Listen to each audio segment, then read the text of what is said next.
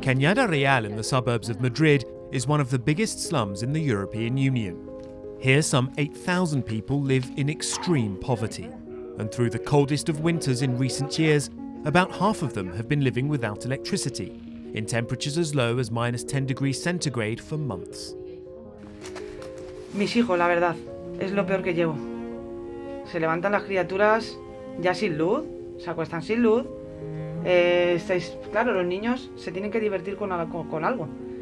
Pues cuando encendemos el generador, pues ven ese ratito la tele. Part of the almost €90 billion European Social Fund Plus has been set aside to ensure children in the EU don't have to endure such conditions.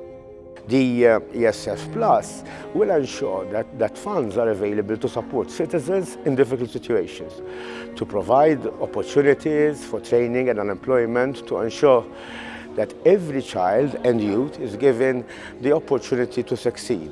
Every single member state will have to allocate enough funding to address child poverty.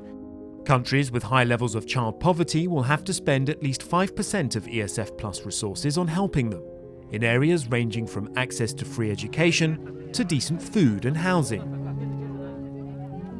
Helping young people into work, especially in the wake of the pandemic, is another priority of the ESF Plus. Investments in apprenticeships and vocational training will help them access quality jobs.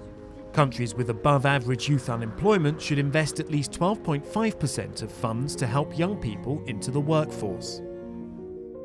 The fund will also provide food and basic assistance to those most in need and promote social inclusion.